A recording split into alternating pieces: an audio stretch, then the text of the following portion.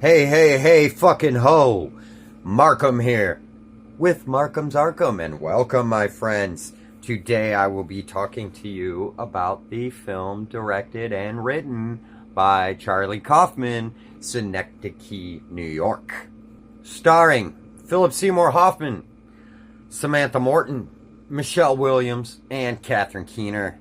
Hoffman plays a theater director who had success in a small blue-collar regional theater district of New York in a town called Synecdoche. Apparently, there's a town called Synecdoche in New York. Never heard of it myself. But do you know what Synecdoche is as a design term in the art world? If you do, put it in the comments for me below. Here's a clue. The title of this film could be translated to mean partial view New York. So, since his success in the theater district in Synecdoche, he takes on this magnanimous fucking lifelong project of a play that he wants to put on Broadway, in which he is recreating a life-size set of New York City. How you do that? What, a city on top of a city? I don't know. Anyway, and then he goes and directs everybody in the play to just go about their daily mundane tasks and everyday lives. So it's like everybody in the city, living in the city, just being and doing what they normally do when they're outside of the play, living at home and living in New York City. Sometimes when I start a Kaufman film, I think to myself, am I in the mood for this? But often I'm soon captivated by the flow of his narrative and the depth of his characters, surfacey yet deep in a way that pulls you right into what the character is going through and what they're experiencing.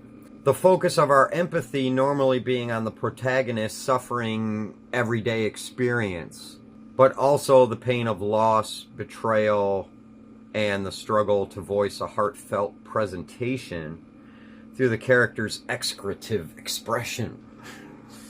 Often the main characters in his film are creatives of one type or another, most often screenwriters or playwrights, because that's what Kaufman really is. So, the way that Hoffman's character in this film is able to take on such a grandiose task of building this life-size set of New York City is he's fresh off a MacArthur grant that was awarded to him due to his success from his previous play in Synecdoche. Well, armed with the MacArthur grant, he's determined to create a piece of brutal realism that is larger than himself. And in taking on this task, his own personal life spirals out of control.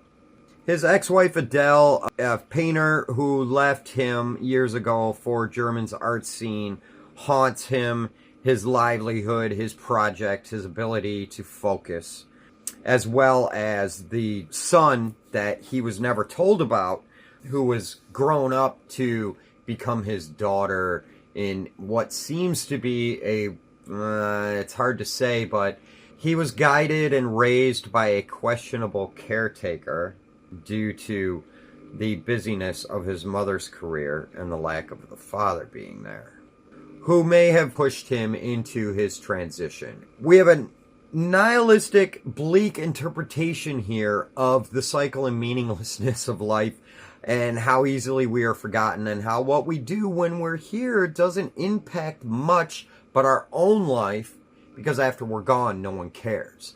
So again, it's that loss and death over and over again, loss and death over and over again, loss and death over and over again. Here, the protagonist struggles to see his vision come to pass, falling short throughout his lifetime of just how it should be artistically expressed in way of a stage play. That's due to his insistence of the mediocrity in the play. He's trying to do something grandiose and great and spectacular, but it really only ends up being a celebration of mediocrity, because all he's doing is recreating and rebuilding average everyday life. All the whilst A mysterious condition is systematically shutting down all of his autonomous functions one by one. And as the years rapidly pass, the director, Hoffman, as much of Kaufman's work does, the film further continues to blur the lines of reality and fiction, as he's always doing. One thing about Kaufman is mostly a writer, a script writer, not so much a director. One thing about him is you have to follow him as a writer as opposed to the directors who direct his films. However, when you have Spike Jonze directing a Kaufman script, that's generally a powerhouse. Some of Kaufman's best films are those films. Adaptation, being John Malkovich. Kaufman is always worth watching. Eternal Sunshine of the Spotless Mind, all great films. Always worth watching. I do recommend this film, not necessarily for its relatable content, but just for how compelling it is in general. As I said, when I'm not feeling in the mood, I start one of his films and I'm like, do I want to get into this now? And I'm immediately pulled in. That's it. That's all I can say. So, thank you for being here and for supporting the channel. I do appreciate you very much.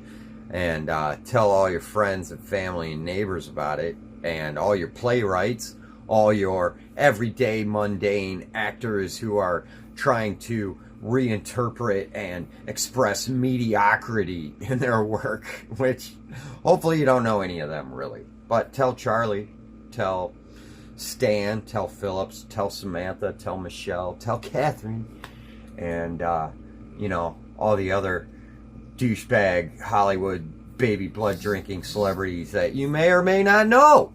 All right, so until next time, keep it real. Thank you again for being here. Peace.